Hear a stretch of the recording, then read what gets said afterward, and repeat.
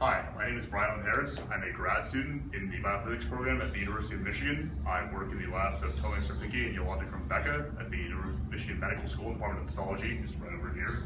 And today I'm going to be presenting a short video about how to communicate science to the public, to non-scientists. As I'm currently training to become a scientist one day, I'm certainly cognizant of the skills that a scientist needs to be successful. And I think one of those skills is the ability to communicate his or her research to those who are not in the scientific field. So given that, I'm really going to focus in on the elevator pitch. I think being able to effectively pitch or convey one's research in 30 seconds to a minute is absolutely essential, as I said before, and it's really key for a scientist. And there's three things in particular that I think I would focus on that mistakes are common. These are the mistakes that are commonly made, excuse me. These are mistakes that I made myself. The first mistake I think is just minutia, is not really keeping a good kind of vantage point of the big picture when you're describing your science.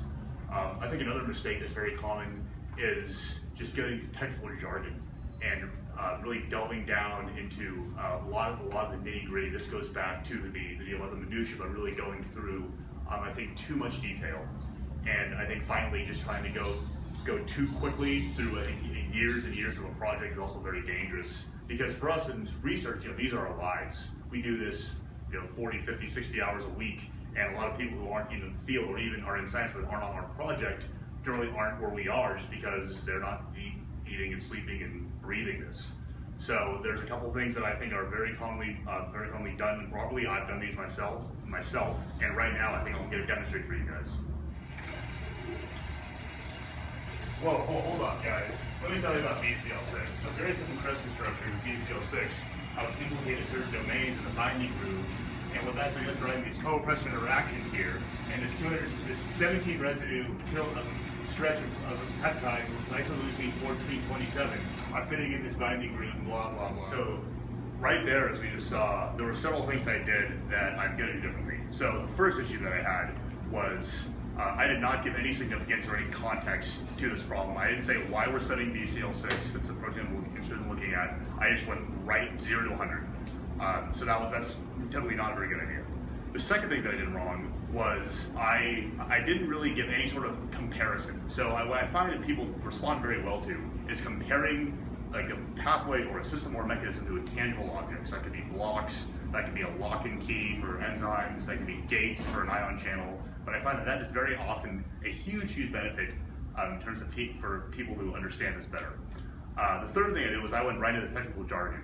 And there's much easier ways to say the same thing and just break down technical jargon, and it's much easier for people to follow.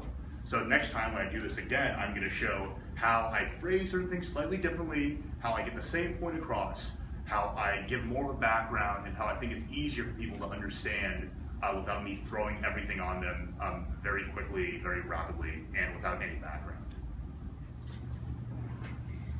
So now we're going to see what happens when I apply the change that I suggested, see how that affects how the audience receives my presentation. Oh my god, it's a crazy BCL6 guy! Close! Hold on, time out. Come on, guys. Time out. I've changed a little bit. I've changed. All right, let's go. I've changed a little bit. Let's give another chance here. Let's give him a chance. So here's what I'm working on, guys.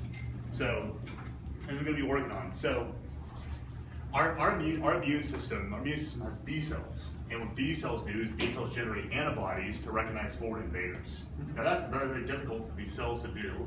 So in order to perform that, in order to maintain their growth and division, and also generate antibodies that they can recognize bacteria, viruses, and whatnot with, they have certain machinery that controls what genes that they turn on and off. And this machinery this is a complex of multiple different proteins. So how do you stop the complexes from forming? Yeah, so totally, that's a fantastic question. So you can think of it this way. I'm a fan of Thomas the Tank Engine. I love trains. So this complex, not just complexes, different trains are lined up on a track. And these trains are hooked up by a connector. And what we're trying to do is we're trying to throw a wrench in that connector and stop that connector from forming. If we stop that connector from forming, we can potentially use this to treat B-cell lymphoma, because in B-cell lymphoma, the train system is completely thrown off, and it can't normally regulate how these B cells would divide and grow. Wow, what a fascinating project. Yeah, thank you. You did a lot better job explaining it this time. Thank I you. actually understood it very well. So in that case, There were three things I did that were very different that I think we responded well to. So the first key difference was the technical jargon. I got rid of the technical jargon, and rather than saying transcriptional repressor or oppression, I just said turn genes on and off. It's the same way of saying something that's a lot easier to grasp. The second thing that I did that was different was I compared the complex to a tangible object that most people know. Most people know trains. That's easier to grasp than a protein-protein interaction or a protein-protein interface. The third thing that I did was I think was very explicit in trying to state the relevance to human health and the overall biological significance. So people can relate to B cells, and I think most people have heard or been affected by someone, hopefully not affected by someone with B-cell lymphoma. So I think those three things made it a lot easier to understand, and hopefully these are things that more scientists can incorporate when they're speaking to the general public outside of their research field. With that, thank you for listening and have a wonderful day.